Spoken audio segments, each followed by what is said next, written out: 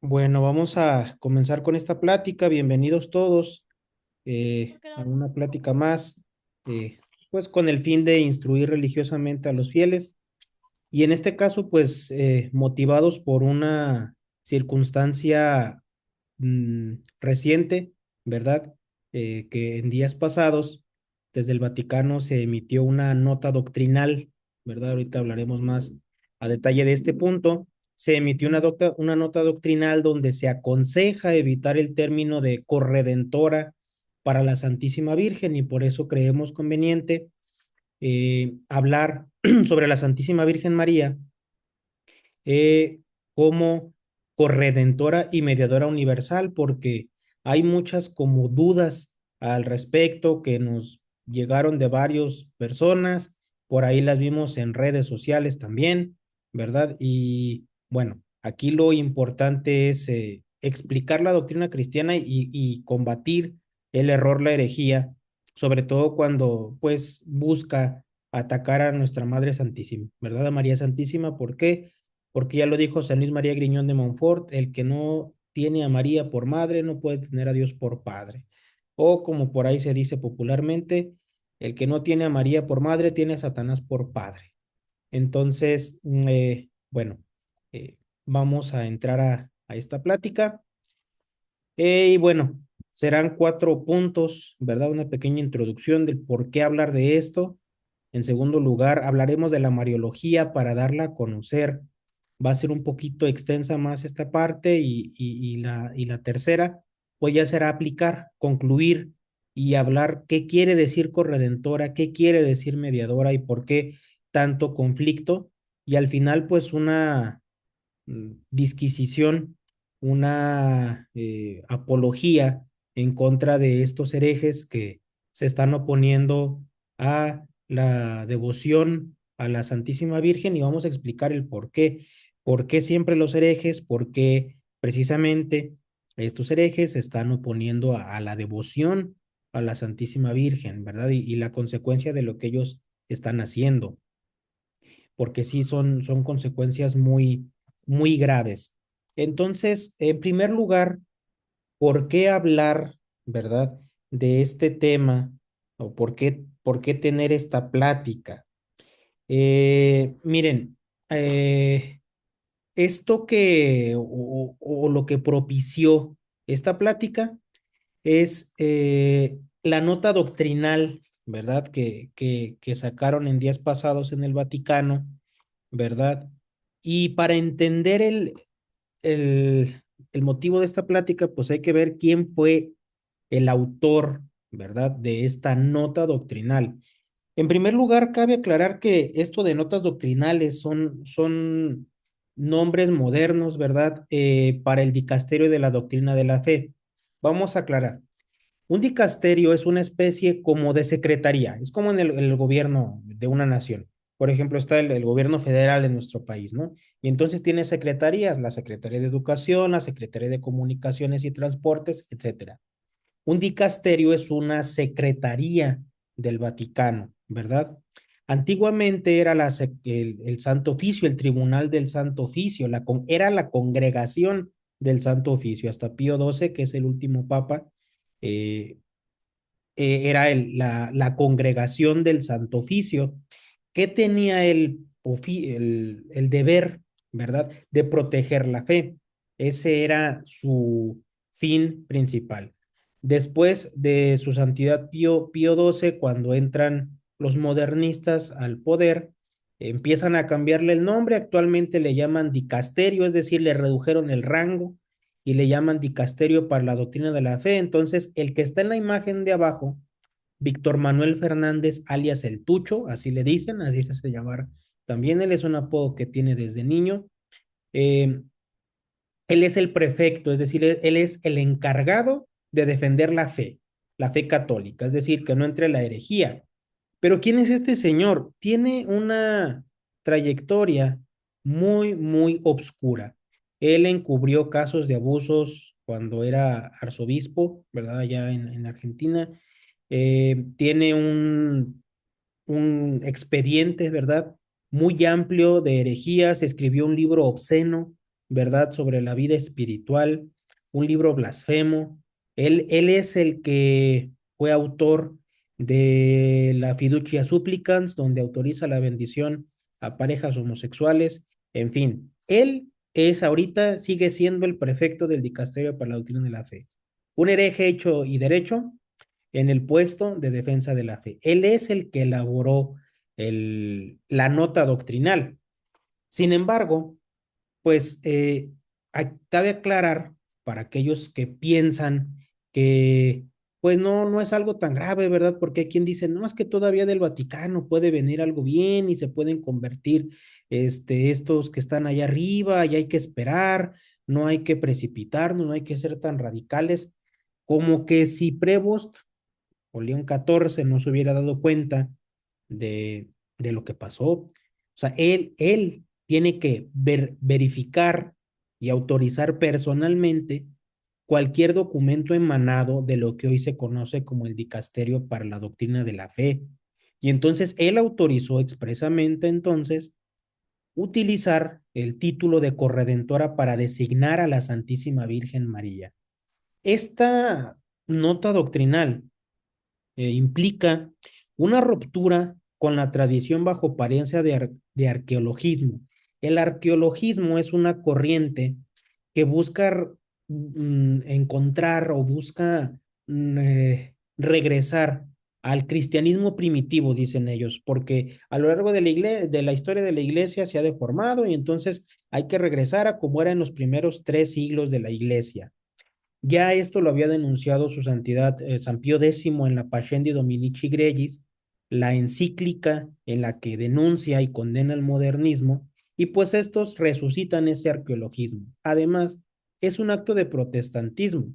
A quienes les molesta hablar de la Santísima Virgen María como corredentora, a los Ya, protestantes. Son ellos quienes siempre se han opuesto a esto y hablan contra la Santísima Virgen. eh, También es un acto de confusión y división. ¿Por qué? Porque ahorita, pues digamos que este acto dividió a la cristiandad, a los fieles, a los católicos, en varios grupos, ¿no? Primero, pues estamos, digamos, no nos dividieron nosotros que amamos a la Santísima Virgen, que defendemos la tradición, la doctrina perenne, nos mantenemos firmes. Dentro del modernismo hay quienes dicen, no, pues es que no es un documento que obligue, no, pues es que se equivocaron, no, pues es que hay que hacerle caso. Ya se dividieron, ¿verdad? Entonces se supone que las notas doctrinales tienen el fin de unificar criterios y de guiar a los fieles, pero lo único que han hecho es dividir y confundir a los fieles, ¿no? Porque ahora se están resucitando herejías, perdón, se están resucitando errores protestantes, ¿verdad? Y están confundiendo a los fieles, están contradiciendo toda la doctrina de la Santísima Virgen desde el siglo primero. Y es un escándalo, este documento lo menos que es escandaloso, pero es blasfemo, es herético, ¿verdad? Es injurioso a la Santísima Virgen, y pues por eso es que hablamos contra estos herejes, ¿verdad? Contra estos siervos del demonio, no merecen otro nombre. ¿Por qué? Porque están destruyendo el amor a la Santísima Virgen de los fieles. Y ahorita vamos a explicar el por qué. No estamos exagerando, es la más pura realidad y vamos a desentrañar poco a poco el por qué. Para entender esto, ¿verdad? Eh, eh, de, ¿Cómo se llama? De lo que venimos hablando, ¿verdad? Este, Vamos a señalar lo que es la Mariología, porque, bueno, quizás no sabemos, pero hay una parte especial de la teología que se dedica a estudiar a la Santísima Virgen María, y es la Mariología, ¿no? Este, Se dedica a pulir la doctrina, a animar, a infundir la verdad católica en los predicadores, en los libros, ¿verdad? Y pues ha habido grandes mariólogos como San Luis María Griñón de Montfort, como San Bernardo, pero digamos teólogos en regla.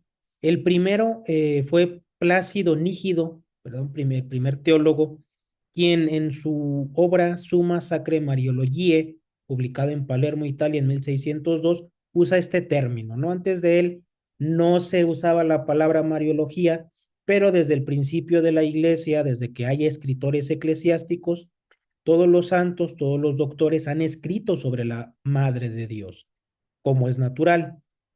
Y entonces la Mariología se dedica a estudiar quién es la Santísima Virgen, su papel en la redención, su papel como Madre de Dios, y no es fruto de la Mariología, sino de la asistencia del Espíritu Santo, que hay 4 dogmas marianos, es decir, 4 enseñanzas definidas infaliblemente por la Iglesia en torno a la Santísima Virgen María.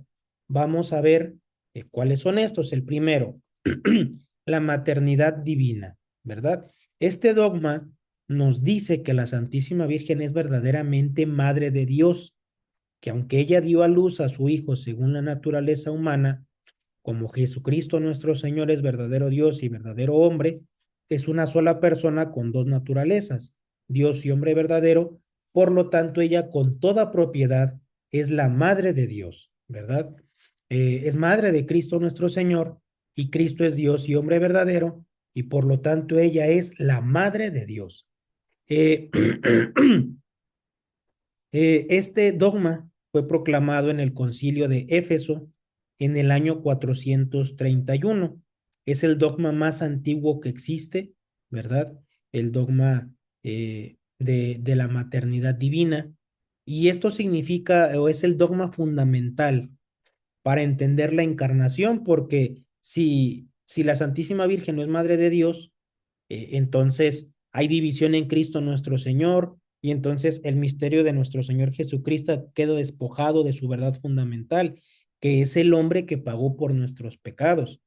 Entonces es muy importante aquí, en esta plática, nos gustaría extendernos en la explicación profunda de los dogmas, de las enseñanzas, sacar las conclusiones, qué padres hablaron, cómo fueron los concilios, pero no nos da el tiempo. Entonces lo mencionamos solo de paso y tiene el fin de divulgar la doctrina, de conocerlo y aclarar el criterio de los fieles. El segundo dogma es la virginidad perpetua. Este dogma nos enseña o define que la Santísima Virgen fue, María Santísima, perdón, fue virgen antes, durante y después del parto, sin tener más hijos. ¿Verdad? Afirma la real y perpetua virginidad, incluso en el acto de dar a luz, como enseña San Jerónimo, así como el sol traspasa un cristal sin mancharlo, sino dejándolo más resplandeciente, así Cristo nuestro Señor salió del vientre virginal de nuestra Madre Santísima, dándole un mayor esplendor de virtud y de gloria. ¿Cuándo se proclamó este dogma? En su formulación, ¿verdad? Pues es de los más antiguos, o sea, que se haya escrito, porque en el concilio de Éfeso fue, digamos, de una forma indirecta, pero aquí sí se escribió, afirmaron los padres del concilio de Letrán en el 649, esta doctrina tal cual la conocemos, pero sus raíces se remontan hasta el siglo segundo, ¿verdad? Ya se hablaba de esto, fue reafirmado en el segundo concilio de Constantinopla, pero este es el segundo dogma, la segunda enseñanza, ¿verdad? Hay que recordar que un concilio es la reunión de los obispos o la mayoría de los obispos bajo la asistencia del Espíritu Santo para guiar a los fieles en la fe. Entonces, pues aquí este es el segundo dogma. El tercer dogma es la Inmaculada Concepción.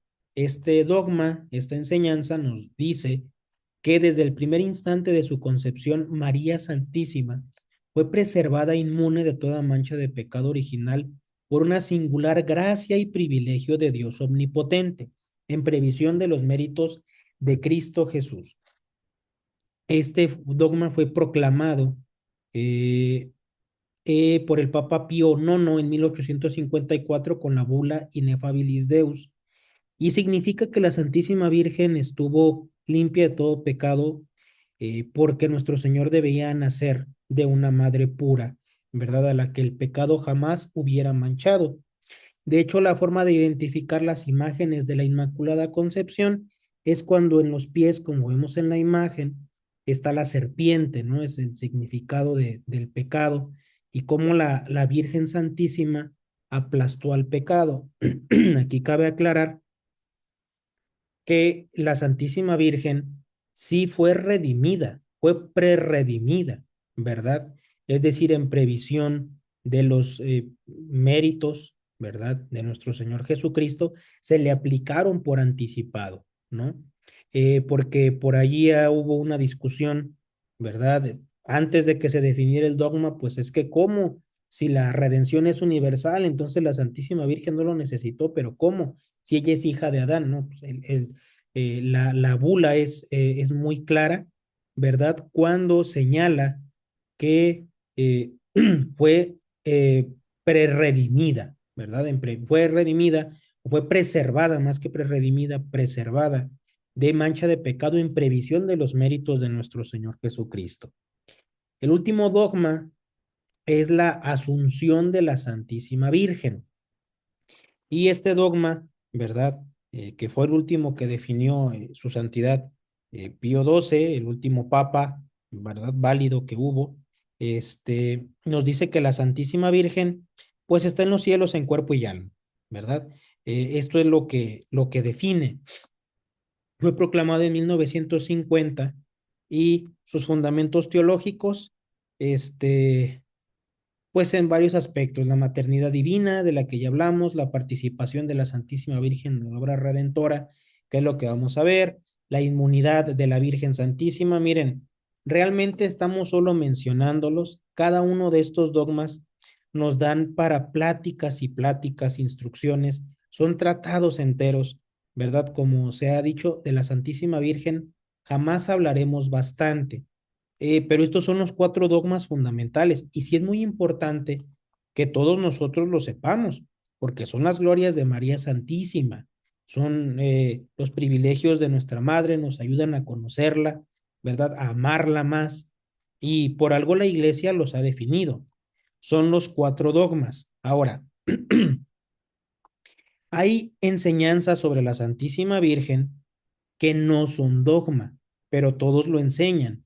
De hecho, son próximos a la definición, así se conoce, es decir, son verdades, doctrinas, enseñanzas, afirmaciones que en todos los lugares, como dijo San Vicente de Lérins, en todos los lugares, siempre y por todos, se han enseñado. Uno de ellos precisamente es la corredención de la Santísima Virgen. Otra es la mediación universal de María Santísima, que estaban próximos a la definición. Es decir, en tiempos de Pío XII, ¿verdad? Se trabajó en esto, en reunir comisiones teológicas para definir estos dogmas, pero no se llegó a la definición. ¿De dónde salen estas enseñanzas? Bueno, precisamente de la Mariología, porque de estos cuatro dogmas eh, que se han definido, que hemos recordado, surgen cinco principios para entender cómo la Santísima Virgen participó en la obra de la redención y en la obra de la salvación.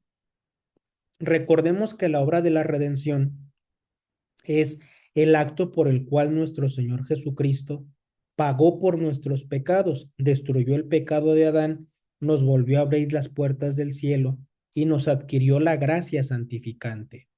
Entonces, la Santísima Virgen participó en esa redención, en primer lugar por su maternidad divina, que es el primer dogma, es decir, ella como Madre de Dios, eh, pues entra de lleno en la redención. ¿Por qué? Porque sin ella sería imposible el que haya redención, ¿verdad? Ciertamente, Dios, Cristo nuestro Señor, no necesita absolutamente de la Santísima Virgen. No es como que Dios no nos hubiera podido redimir sin ella. Sin embargo, la quiso necesitar, quiso tener una madre en esta tierra, y es la Santísima Virgen. Ahora, está el principio de solidaridad. ¿Qué quiere decir este principio de solidaridad? Que la Santísima Virgen, digamos, participa de los méritos de nuestro Señor, y ella es como lo contrario a Eva, ¿no? Es decir, así como en el paraíso hubo el demonio, hubo un ángel, perdón, hubo un árbol, hubo una desobediencia, así la Santísima Virgen, unida a nuestro Señor Jesucristo, ella viene y pues repara, restaura todo esto con su obediencia, con su humildad. Entonces, este es el tercer principio que enseñan todos los santos padres. Realmente nos gustaría extendernos más en todo esto, pero bueno, no nos da el tiempo, y hay otras, otros puntos en los que tenemos que entrar. Pero este es el principio de solidaridad, ¿verdad? En torno a la Santísima Virgen María, eh, para entender sus gracias, sus privilegios, y cómo ella A ver, entra te de agarro de lleno aquí. en en la redención humana. Gracias a ella podemos entrar al cielo. Eh, Permíteme tantito.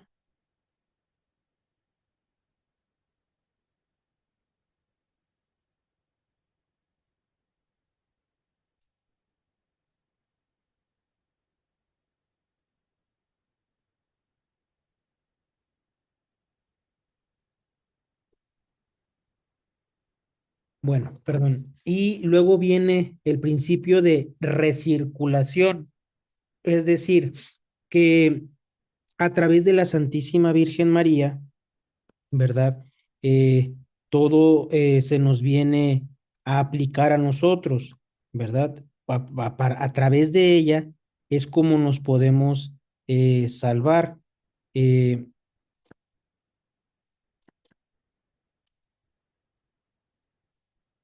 Ella es la que propiamente hace que la redención, hace que la salvación venga hacia nosotros, ¿verdad? Digamos que eh, ella es como el puente, es como el acueducto que nos ha salvado. Esto es explicado a grandes rasgos, ¿verdad? No estamos agotando el tema, solo estamos diciendo todo lo que los teólogos, todo lo que la iglesia ha enseñado siempre. Luego está el principio de asociación, es decir, Cristo nuestro Señor quiso que la Santísima Virgen estuviera unido a ella, que nuestro Señor que ella estuviera con él en los pasos más importantes de su vida, en los pasos más importantes de la redención, desde el Belén hasta el Calvario, ¿no? Allí estuvo siempre la Santísima Virgen. Y por último, el principio de eminencia, es decir, ella sobresale eh, mm, a más allá de todas las criaturas. Es la criatura más excelente, es el alma más pura, ¿verdad? Y entonces la Santísima Virgen tiene una dignidad excelsa. De estos cinco principios es como podemos entender que la Santísima Virgen, eh, pues, es nuestra madre, que nos ha salvado, que está con nosotros. Esto es la doctrina católica, algo que nunca se ha puesto en duda, ¿verdad? Si bien hubo allí algunas discusiones en torno a la Inmaculada Concepción, en torno a otras enseñanzas, eso sirvió para que se puliera más el dogma. Eh, es como la iglesia poco a poco ha ido entendiendo quién es la Madre de Dios, que ha destruido el pecado de Eva, que hace que la gracia venga hacia nosotros, y que Cristo nuestro Señor la quiso asociar a ella, a él, perdón, para que poniéndola sobre todas las criaturas nos pudiera salvar. Eh, de estos principios vamos a pasar ahora sí al meollo de la cuestión, que es lo que sucedió, ¿verdad? Estos herejes modernistas niegan que la Santísima Virgen, o quieren que ya no se le llame corredentora. Y alguien podrá decir, bueno, pues no pasa nada, solo es una palabra. Bueno, sí, solo es una palabra, pero vamos a la importancia de los términos o palabras.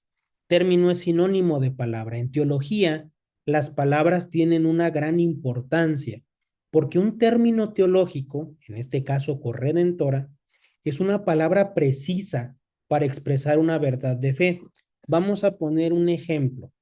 Cuando los arrianos formularon la herejía diciendo que nuestro Señor no era Dios, que Cristo era solo un hombre excelente, que Dios se elevó sobre todas las criaturas, había ahí una discusión y no sabían cómo explicar, cómo refutar la herejía, y es cuando se acuña un nuevo término, homoousios, consubstancial al Padre. Esa palabra no existía, pero la elaboran y entonces dicen, esta palabra expresa claramente como Cristo nuestro Señor es Dios y hombre verdadero, es consubstancial, es de la misma substancia con el Padre, con la substancia del Padre, ¿verdad? Una palabra griega que después se traduce al latín, pasa al español y a las demás lenguas.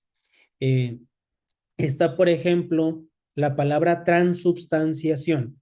No se sabía cómo explicar la presencia de Cristo nuestro Señor en el Santísimo Sacramento. Después de mucho tiempo, después de muchas discusiones, dicen, es que hay una transubstanciación, es decir, toda la substancia del, del pan con las palabras de la consagración ya no es la substancia del pan, ahora está la substancia del pan del cuerpo de Cristo en los accidentes sacramentales. Esa es la importancia de las palabras, porque las palabras precisamente distinguen a los dogmas, eh, protegen la doctrina y enseñan. Es decir, distinguen para, eh, digamos, miren, es bien sencillo.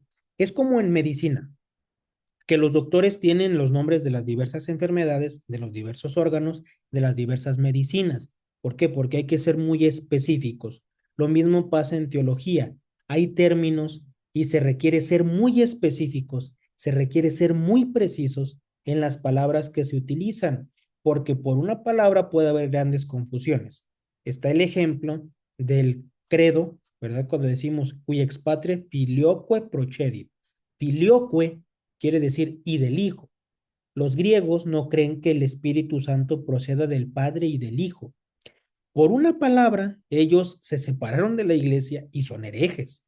De allí la importancia, porque las palabras, los términos, protegen la doctrina, impiden que se pueda entender de una manera distinta, impiden que el hereje pueda engañar, impiden que se pueda torcer la doctrina y enseñan, porque una vez que ya tenemos el término, una vez que ya tenemos la palabra, una vez que los teólogos ya estudiaron, ya trabajaron, Dios ya los iluminó, los concilios, la doctrina, la tradición, hizo pulir esas palabras, ahora sí es más fácil enseñar.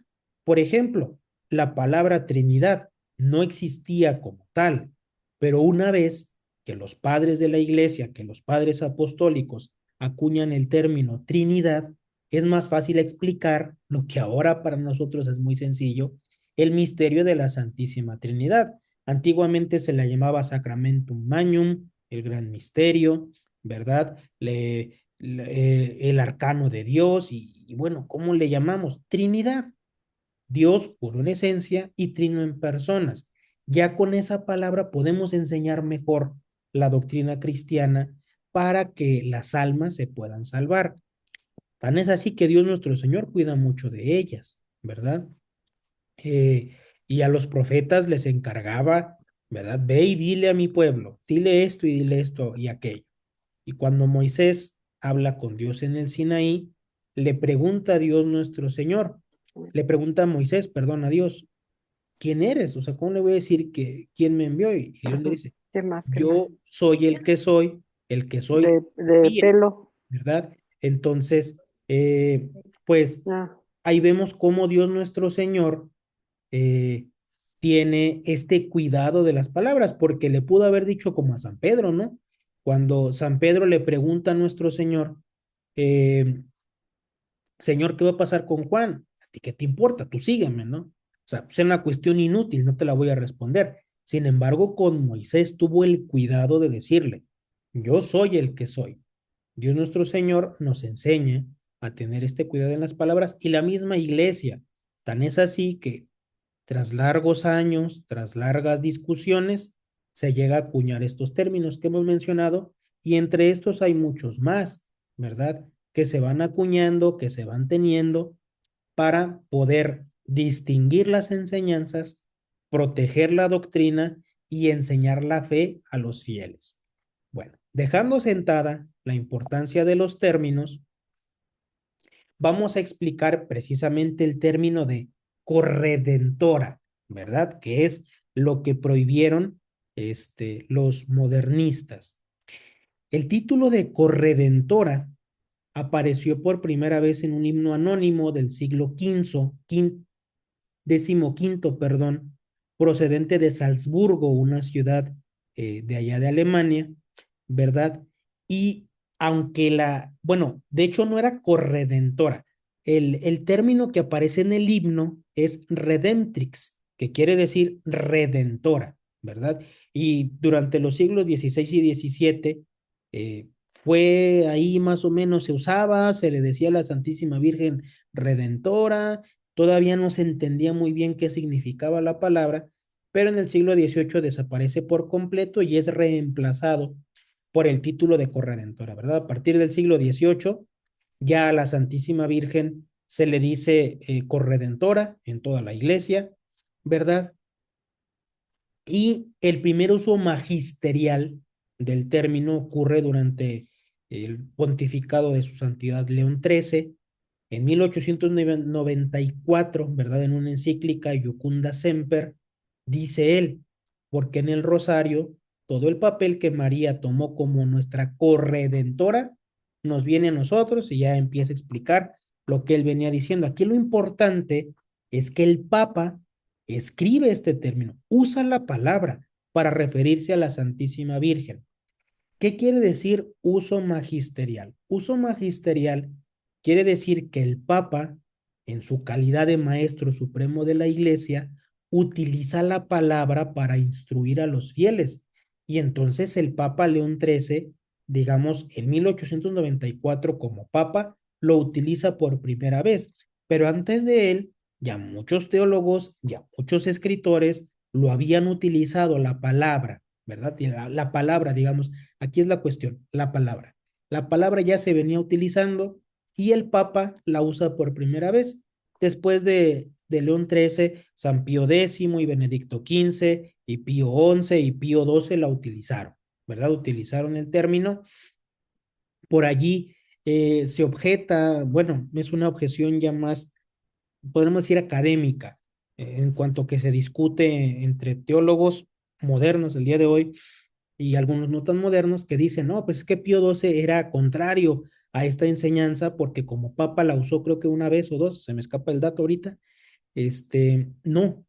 Lo que pasa que él siendo cardenal fue un gran promotor y defensor de este término de corredentora. De hecho, cuando se formó una comisión para estudiar el dogma de la corredención y pedirle al Papa, en ese entonces Pío XI, que lo definiera, Eugenio Pacelli, después Pío XII, es decir, el Papa Pío XII cuando era cardenal, participó activamente y estuvo trabajando.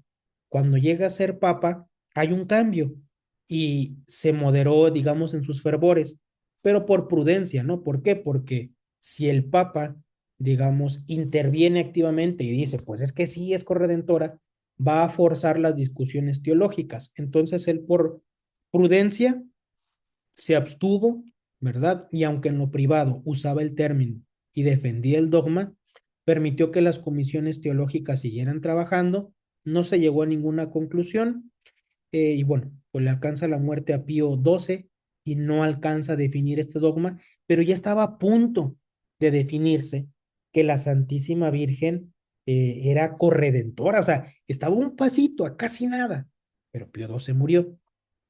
Ahora, si bien la palabra es moderna, como decimos a partir del siglo XV, la doctrina no, es decir, lo que significa. término corredentora significa que la Virgen redimió con Cristo, no a la par, no en el mismo rango, no de la misma forma. Pero Cristo nuestro Señor, como explicábamos más atrás, ¿verdad? Hay un principio de asociación deducido, ¿verdad? De las enseñanzas de la Escritura, de las enseñanzas de los padres, y entonces Cristo nuestro Señor la quiso asociar. Primero, por el fiat. ¿Por qué? Porque en cuanto el ángel le dice a la Santísima Virgen que si quiere ser madre de Dios, la Santísima Virgen, en ese momento, si ella hipotéticamente dice no, no hay redención. O sea, no hay cruz, no hay calvario, no hay sacramentos, no hay nada. Esto nos lo enseña San Luis María Griñón de Montfort, lo pone más, digamos, de manera esquemática, ¿verdad? Pero es una enseñanza de los teólogos muy antigua, viene también en los padres, en San Irineo, en San Justino, en San Bernardo, no se diga, en San Jerónimo, en San Buenaventura, aún en Santo Tomás, ¿verdad? Eh, con más sobriedad en Santo Tomás, pero ahí viene, ¿verdad? Entonces, si la Santísima Virgen no dice fiat, no hay redención. Ya de ahí de entrada, ese es el primer fundamento.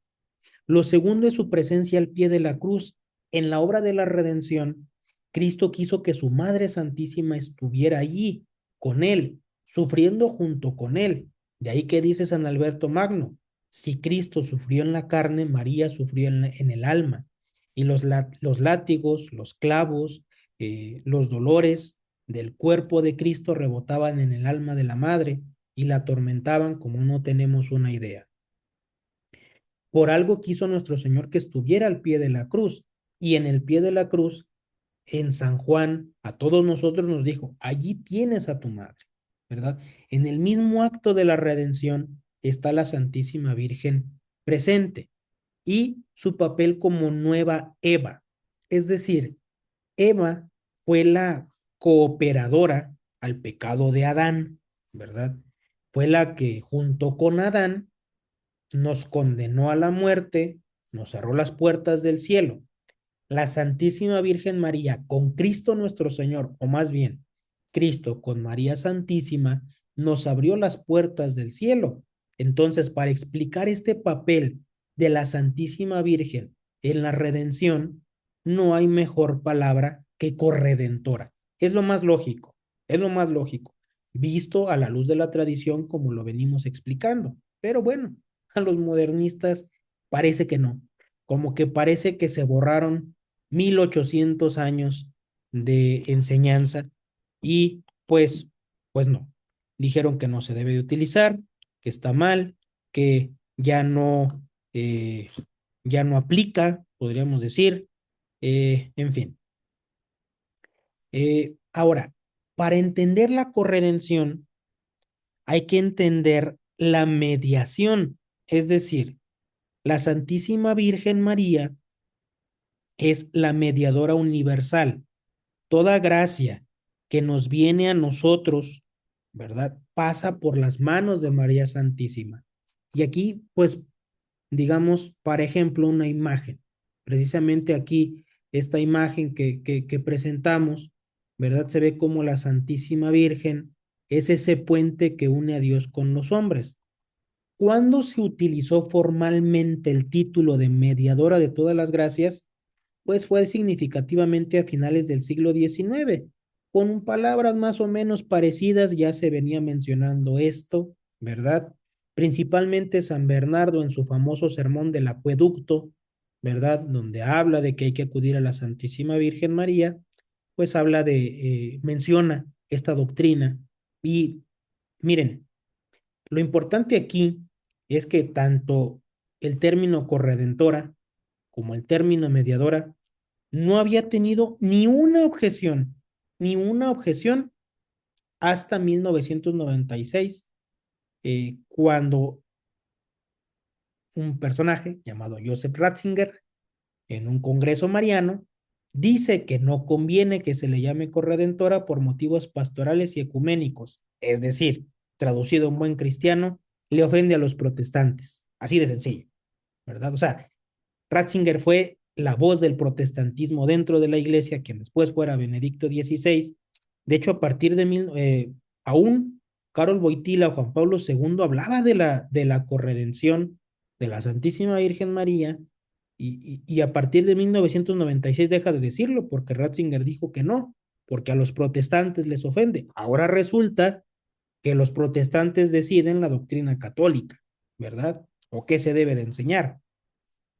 Pero ya concretamente una enseñanza o una afirmación clara la vemos en su santidad León XIII, en el 8 de septiembre de 1894, dice: el recurso que tenemos de acudir a María en la oración se sigue del oficio que ella desempeña continuamente junto al trono de Dios como mediadora de la gracia divina, ¿verdad?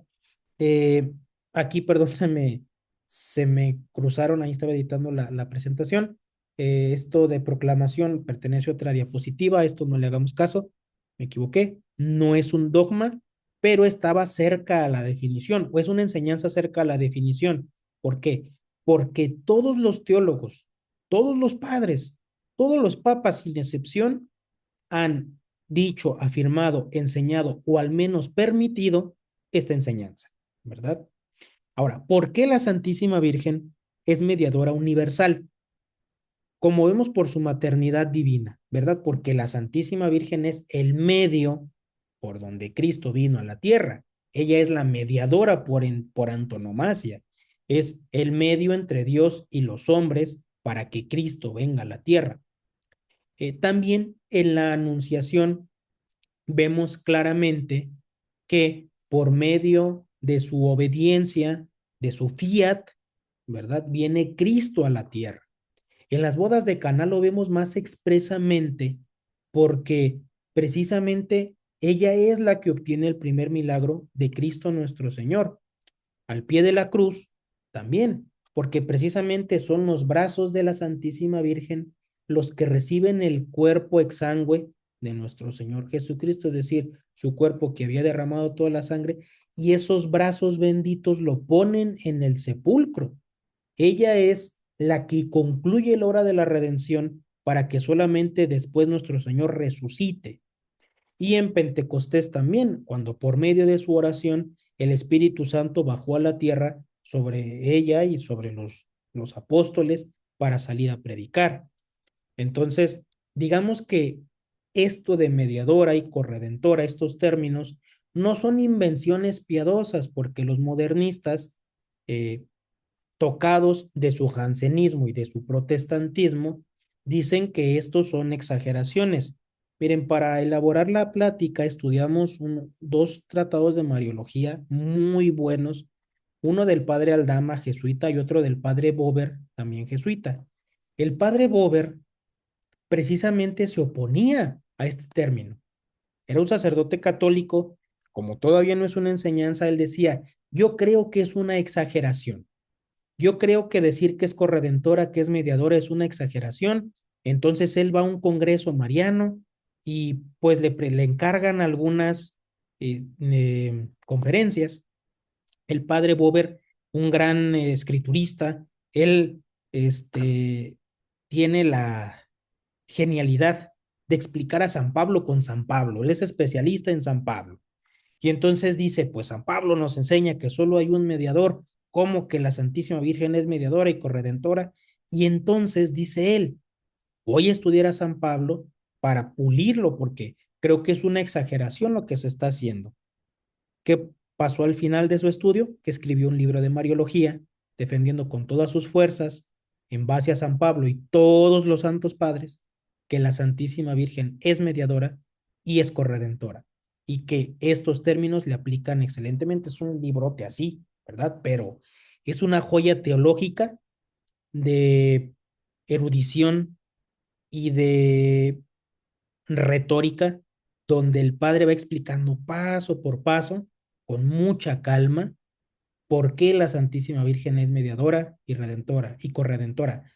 Se nos daría la noche si lo explicamos todo, pero quizás en futuras pláticas lo iremos desdoblando, ¿verdad? En resumen, ¿y por qué mencionar que la Virgen Santísima es mediadora? Pues porque la mediación explica mejor su corredención. Vamos a ver cómo los modernistas confunden, ¿verdad? Pero como corredentora cooperó a la adquisición de las gracias y como mediadora a su distribución. Es decir, trabajó para que pudiéramos entrar al cielo como corredentora y ella nos abre las puertas como mediadora, ¿verdad? Y todo esto se deduce de los principios mariológicos, de los términos, de los cuatro dogmas que la iglesia definió.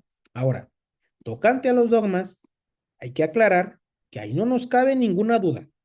Eso es enseñanza solemne. La Virgen Santísima es Madre de Dios, es virgen, eh, está en los cielos en cuerpo y alma, ¿verdad? Y fue concebida sin pecado original. Pero de esos cuatro dogmas que no nos cabe en duda, o sea, de que María Santísima está en los cielos, fue concebida sin pecado, viene precisamente la deducción lógica. Ella es corredentora y mediadora. Ahora, en el documento blasfemo, herético, sucio, no sabemos qué más adjetivos atribuirle, ¿verdad? A esa aberración teológica, piadosa y lógica que hicieron el Tucho y Prevost contra la Santísima Virgen, pues podemos extractar estas cuatro objeciones, ¿verdad? O estos cuatro argumentos modernistas para decir que la Santísima Virgen no es corredentora. Ahora, ojo, no tienen el valor de oponerse a la Santísima Virgen. Eh, no fue un rescripto, no fue un decreto, fue una nota doctrinal, es decir, vamos a explicar para que entiendan mejor. Y no dijeron, lo prohibimos, aconsejamos que no se diga, pero recordemos, como dijimos al principio, que la congregación del Santo Oficio, hoy dicasterio para la fe, es el tribunal máximo de la fe, o sea, lo que digan ellos se tiene que acatar. Aquí este es el problema que a lo mejor no estamos dimensionando, que cualquier afirmación que venga de esa congregación se tiene que acatar ciegamente. Y entonces ellos sembraron la confusión, ellos sembraron el escándalo, ellos se están oponiendo a la Santísima Virgen. Viene el primer argumento, dicen ellos, aquí sí tengo que leer mis apuntes porque sí, está más complicado desentrañar y desmembrar las mentiras. Bien decía León XIII, el peor error no es el que viene descubierto, dice, es aquel que viene vestido con ropaje de verdad. ¿Qué quiere decir? El peor veneno no es el que dice veneno, es cuando le pones dos gotitas de veneno a un licor muy precioso. Precisamente esto es lo que ellos están haciendo, ¿verdad? Argumento primero, dicen ellos, hablando como protestantes, o sea, en este caso, creo que entre un testigo de Jehová y un mormón y y Prevost y el Tucho, no hay diferencia, ¿eh? Hablan igual. O sea, hablan como protestantes en toda la extensión de la palabra porque nos dicen, este título de corredentora, y cito textualmente, corre el riesgo de oscurecer la única mediación salvífica de Cristo, que se basa en la primera carta de Timoteo 2:5. Uno solo es el mediador entre Dios y los hombres, el hombre Cristo Jesús. Miren, aquí primero hay una falacia de falsa dicotomía. ¿Qué quiere decir esto? Que los modernistas inventan una oposición entre la mediación de la Santísima Virgen y la de nuestro Señor Jesucristo. Dicen, no, no, es que como la mediación de Cristo es única, entonces no puede haber otra mediación. Eh, Esto es falso. Ellos inventaron esta oposición como si se excluyeran. No, esto es lógicamente absurdo y teológicamente herético y piadosamente blasfemo, con todas sus letras. San Pío X es el que nos responde. Dice, cuando la Virgen consintió con toda el alma en la voluntad divina, se ofreció y se dedicó totalmente como esclava a la persona y a la obra de su Hijo, sirviendo al misterio de la redención, ojo, con él y bajo él, por la gracia del Dios Todopoderoso. San Pío X está diciendo, no hay oposición, sino subordinación, dependencia y derivación de Cristo, ¿verdad? No, no hay competencia, sino una subordinación. El argumento se destruye a sí mismo. ¿Por qué?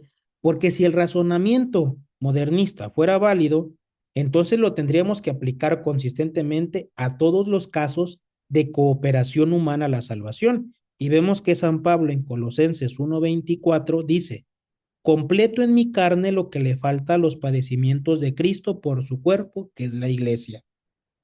¿Esto entonces no oscurece la suficiencia de Cristo? O sea, arriba sí y aquí no. Hay incongruencia. Segunda, dice en Primera de Corintios 3:9, los apóstoles son cooperadores de Dios. Entonces esto también oscurece la acción divina. Y respecto a los cristianos, trabajad por vuestra salvación con temor y temblor. ¿Por qué tenemos que trabajar si todo lo hace Cristo? ¿Acaso nuestro trabajo oscurece la gracia? ¿Verdad? Eh, Y precisamente esto es eco del luteranismo, o sea, esto es luteranismo puro, luteranismo aplicado a la doctrina católica, con todas sus letras, hay que decirlo, porque estos modernistas lo que están haciendo es desenterrar los errores y vestirlos de doctrina católica, es la realidad, hay que decirlo con todas sus letras. Estos luteranos que ahorita están en el Vaticano están diciendo que la Santísima Virgen oscurece la redención de nuestro Señor. Hay otro argumento más. Lucas 22:19, Cristo nuestro Señor le dijo a los apóstoles, haced esto en memoria mía. Entonces, ¿oscurece el sacrificio de la misa, el sacrificio, al sacrificio de Cristo en la cruz? No, son el mismo sacrificio, como es una la redención y la Santísima Virgen está subordinada a esa redención. Si la Santísima Virgen, la cooperación de María Santísima, obscurece a Cristo, entonces toda cooperación humana lo obscurece también. Y entonces estaríamos convirtiendo al cristianismo en un fatalismo islámico, donde el hombre es pasivo y Dios lo hace todo su libertad humana. Un vil y sucio luteranismo. En tercer lugar, los papas han usado el término. Benedicto XV dijo expresamente, voy a resumir, dice, de tal modo, juntamente con su hijo padeciendo y muriendo, ella padeció y también casi murió. De tal modo, por la salvación de los hombres, abdicó los derechos maternos sobre su hijo y lo inmoló en cuanto de ella dependía para aplacar la justicia de Dios, que puede con razón decirse que ella redimió al género humano junto con Cristo. Un papa, Benedicto XV. Otro papa, Pío XI. Por la naturaleza de su obra, el Redentor debía asociar a su madre con su redención. Por esta razón, nosotros la invocamos bajo el título de corredentora. Otro papa, Pío XI. Y eh, si alguien dice, bueno, y después, pues hasta Juan Pablo II, como lo habíamos dicho anteriormente, lo había dicho. Sin embargo, a él pues no lo tomamos como autoridad. Y entonces, pues lo que estos herejes nos están diciendo es una conclusión devastadora. El argumento modernista implica que al menos, ¿verdad? Durante poco más de 100 años, es decir, desde León XIII hasta Pío XII, la iglesia estuvo confundida, no sabía, ¿no? Se equivocó, o estuvieron oscureciendo la redención de Cristo por una devoción malentendida. El Espíritu Santo asiste a la iglesia y no se puede equivocar, menos cuando hay un magisterio ininterrumpido de papas. Como decíamos en un principio, hay una ruptura con la tradición. Ahora, por allí en redes vimos que muchos salieron a defender lo indefendible, a decir que el Tucho y Prevost estaban resucitando las doctrinas patrísticas. Mentira. Es una vil y cochina mentira. Así hay que decirlo. ¿Por qué? Se pasaron. Ahora sí se pasaron. Bueno, siempre. Pero ahora se metieron con la Madre de Dios, con quien no se deben de meter. San Irineo. en el año 202, nos dice que el nudo de la desobediencia de Eva fue deshecho por medio de la obediencia de María, porque aquello que la Virgen Eva con su incredulidad había atado, lo desligó la Santísima Virgen María con su fe. Alguien dirá, pero es que no dice el término corredentora. No, supone que tenemos entendimiento. Ella está diciendo que la obra de la perdición, perdón, él está diciendo que la obra de la perdición de Eva fue deshecho por la obra de corredención de María. San Justino Mártir, muerto en el año 165, perdón, padre apostólico, dice, Eva siendo virgen e incorrupta, habiendo concebido la palabra de la serpiente, dio a luz la desobediencia y la muerte. Pero la Virgen María, concibiendo fe y alegría, respondió, hágase en mí según tu palabra. Ambos padres, ¿verdad?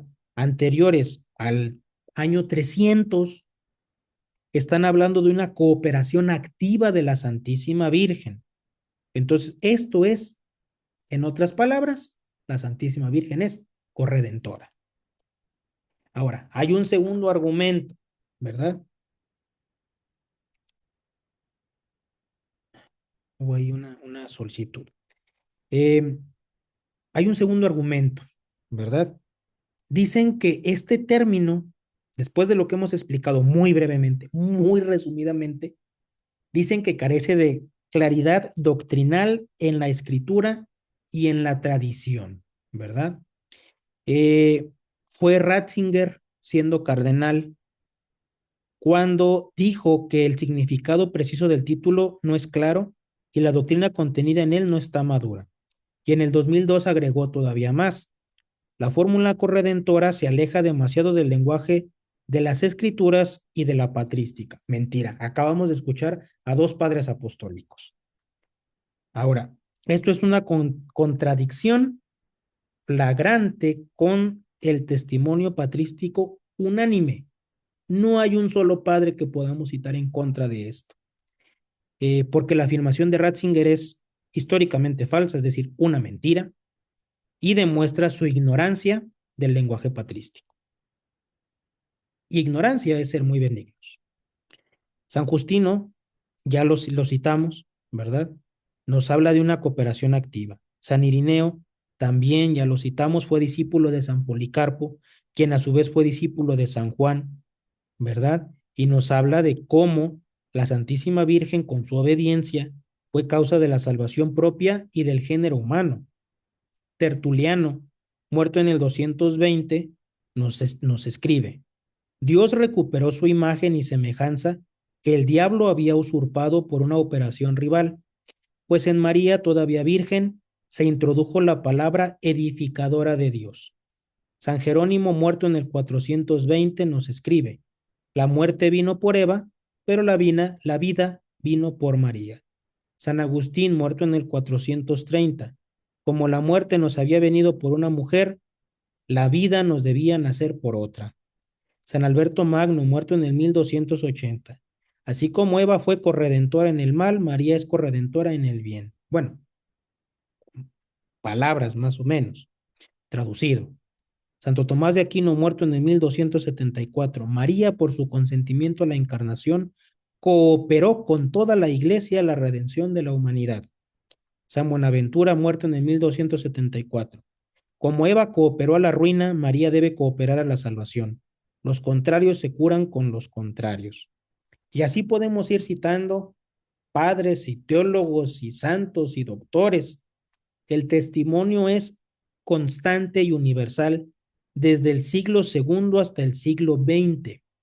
Lo que estos herejes luteranos acaban de afirmar se aleja de la patrística. Están negando 1800 años de enseñanza continua de padres y doctores. Ahora, hay un fundamento escriturístico sólido contra esta claridad, falta de claridad doctrinal.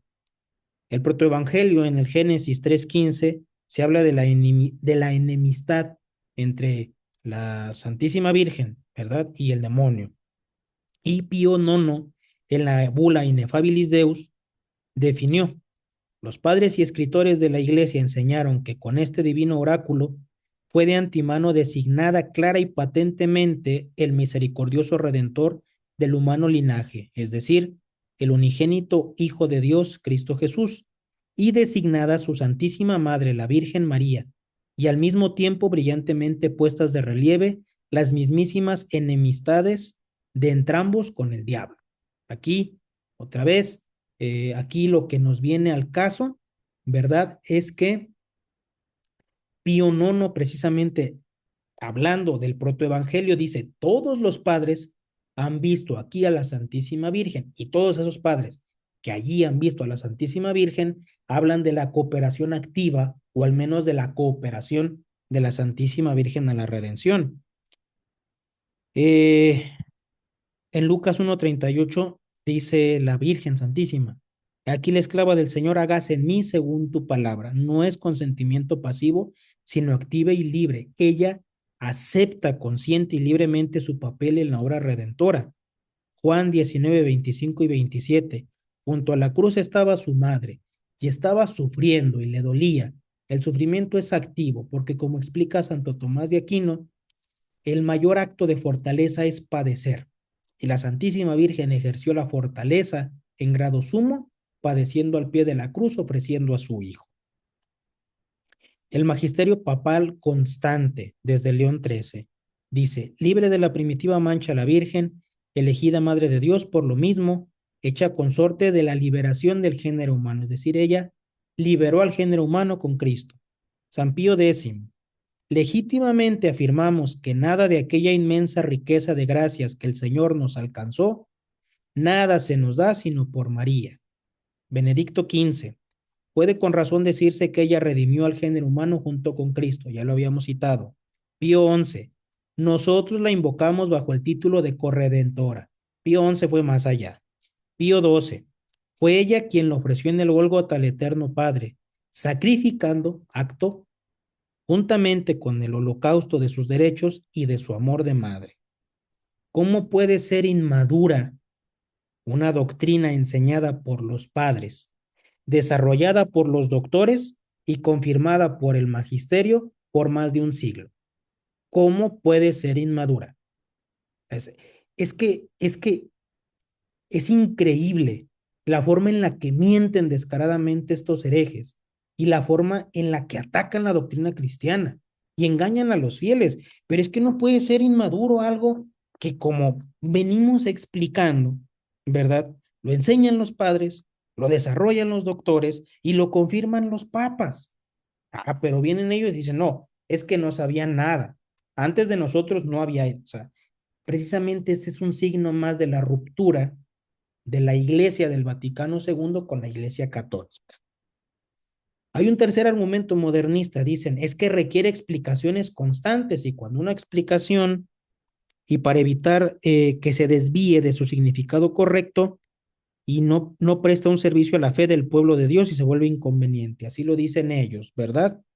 Ahora resulta que son amantes de las explicaciones claras, cuando en fiducia súplicas tuvieron que salir a explicar qué quisieron decir, y cuando antes de eso se la pasan saliendo a explicar constantemente sus errores y aberraciones, ¿verdad? Teológicas, sus tonterías que dicen cada 8 días. Ah, pero cuando la Santísima Virgen, no, es que esto no es claro. Dice,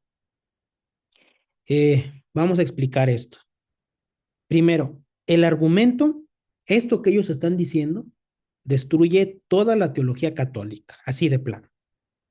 Porque si este criterio que ellos dicen fuera válido, habría que abolir todos los términos teológicos, porque el término transubstanciación lo tenemos que explicar, el término consubstancial homoiousios también, el término Trinidad, el término Inmaculada Concepción, gracia santificante.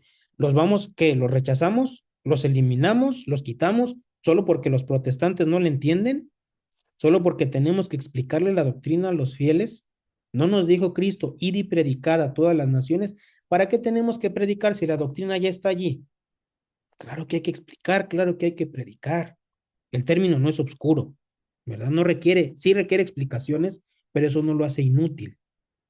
Santo Tomás de Aquino nos dice, la verdad no cambia según lo que sea más fácil de expresar. La dificultad en explicar una verdad no la hace menos verdadera, en todo caso, concediendo que lo que ellos dicen es cierto, pero no es cierto, como ya lo vimos, ¿verdad? Ahora, este argumento tercero modernista tiene un principio herético subyacente, es decir, trae escondido un, un veneno herético, ¿verdad?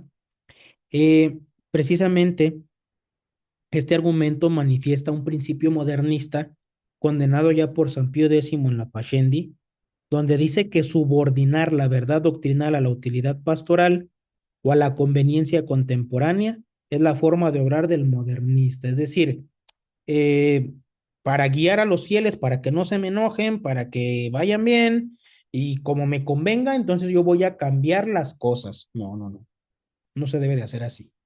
San Pío X, y cito textualmente en la Pascendi, condena el modernismo que sostiene que las fórmulas dogmáticas deben cambiar cuando dejan de ser útiles pastoralmente. Quien hace esto es un hereje formal, opuesto a la Pascendi Dominici Gregis, porque subordina la verdad revelada a la conveniencia humana. Los doctores de la Iglesia lo han explicado constantemente. San Alberto Magno dedica extensas secciones a explicar cómo María cooperó sin disminuir a nuestro Señor. ¿Lo hizo porque la doctrina fuera confusa o porque requería explicar y desarrollar el dogma? Santo Tomás explica minuciosamente los diversos modos de causalidad de la Santísima Virgen: meritoria, satisfactoria y eficiente subordinada. Términos teológicos que ahorita no hay que entender, no hay que explicar, pero Santo Tomás lo explica. Ahora, ¿lo hizo Santo Tomás así porque la doctrina fuera incierta o porque buscaba la precisión teológica? Por eso hablábamos de la importancia de los términos. San Buenaventura nos enseña repetidamente que María es cooperadora bajo nuestro Señor, causa de la salvación, como instrumento. ¿Por qué tantas explicaciones?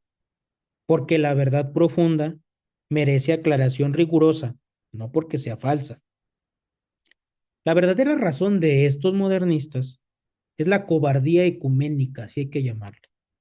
El documento admite implícitamente que el Vaticano II evitó utilizar el término corredención por razones ecuménicas, es decir, para que no se ofendan los protestantes. La verdadera razón no es teológica, sino política, para no ofender. Respuesta. La verdad católica no se subordina a la sensibilidad protestante. Bien dijo San Pablo, y con él lo decimos nosotros, y espero que todos los católicos lo digamos de corazón. Si todavía trato de agradar a los hombres, ya no soy siervo de Cristo. Gálatas 1:10. Hay que grabar estas inscripciones en las iglesias para que lo vean los modernistas. Hay un cuarto argumento, ¿verdad? Eh, mm, no, pero, cuarto, sí, un cuarto. Es que tenía un argumento más, pero voy a brincar porque ya nos excedimos del tiempo. Eh, dicen que no hay texto explícito, ¿verdad? Eh, de la Santísima Virgen, ¿verdad? Sin embargo, ya hemos visto que sí se habla de la doctrina y que si bien la palabra corredentora no existe en todos los padres, que sí existen muchos, ¿verdad? Sin embargo, no deja de ser menos cierta la doctrina. Miren, ¿cómo podríamos concluir? Esto que ellos han hecho, y esto es conclusión propia, ¿verdad? Es una protestantización de la Mariología. Todos los argumentos modernistas comparten un principio herético fundamental. Han adoptado el principio protestante de que toda cooperación humana real disminuye la de Dios. Lutero decía, sola la gracia, sola la fe, sin obras ni cooperación humana reales. Contra él, todos los católicos hemos enseñado siempre, gracia non tollit naturam sed perficit. La gracia no anula la naturaleza, sino que la perfecciona. Dios dignifica a las criaturas permitiéndoles cooperar libre y eficazmente a su plan. Como lo hemos explicado, la Santísima Virgen no solamente participó pasivamente, sino que recibió la gracia, cooperó y cooperó activamente, ¿verdad? Es corredentora en toda la extensión de la palabra. Y si los modernistas han aceptado una mariología protestante bajo el pretexto de cristocentrismo, pues nosotros tenemos que oponernos, ¿verdad? Con la doctrina de los padres, de los papas, de los doctores en la mano. Y bueno, aquí citaremos, y con esto ya concluimos, ¿verdad? Y luego damos un cierre. Queremos citar 5 testimonios que resumen, creo, toda esta doctrina. Primero, del padre que les mencionaba, el padre José Antonio Aldama, jesuita, dice: la bienaventurada Virgen María fue asociada a Cristo Redentor en la realización de la obra de la redención y por tanto es llamada con toda razón por Redentora. Explicando un poquito más, el padre José María Bober, también jesuita del que ya hablamos, nos dice que las 2 ideas capitales en la teología de San Pablo iluminaron las 2 ideas correlativas de María como segunda Eva y madre del cuerpo místico de Cristo. La convicción más firme sobre la verdad, cada vez más fulgurante, de la corredención y de la mediación universal de María Santísima. Concluye él, estos dogmas ya están próximos a la definición. Estas aberraciones del Tucho y de Prevost están próximas a la condenación. San Pío X nos dice: legítimamente se afirma que nada de aquella inmensa riqueza de gracias que el Señor nos consiguió, nada se nos concede sino por María. Volvemos a citar a Benedicto XV. Puede con razón decirse que ella redimió al género humano junto con Cristo, y volvemos a citar a Pío XI. Por esta razón, nosotros la invocamos bajo el título de corredentora, y con Pío XI nosotros también. Conclusión final.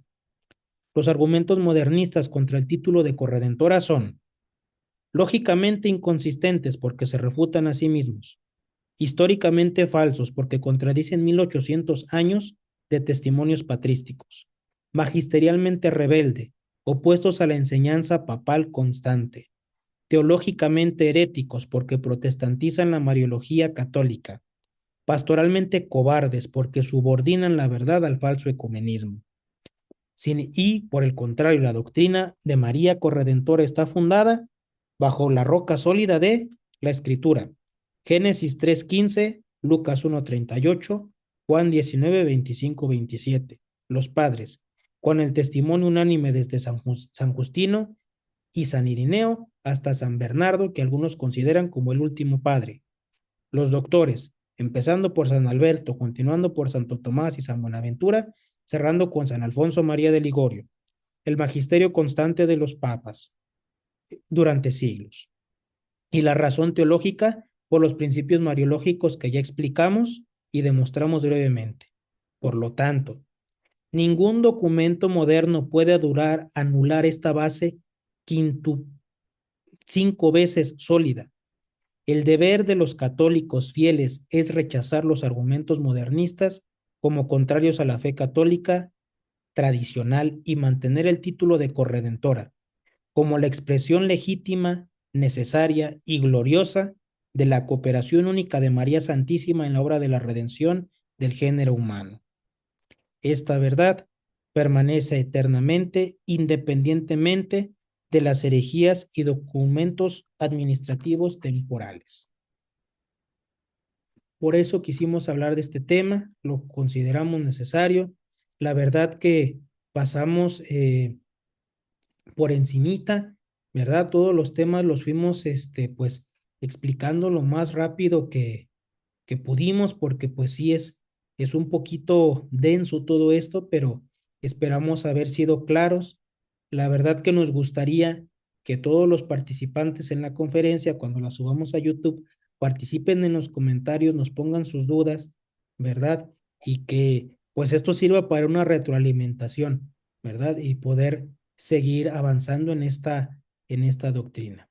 Bueno, con esto terminamos eh, esta, esta plática.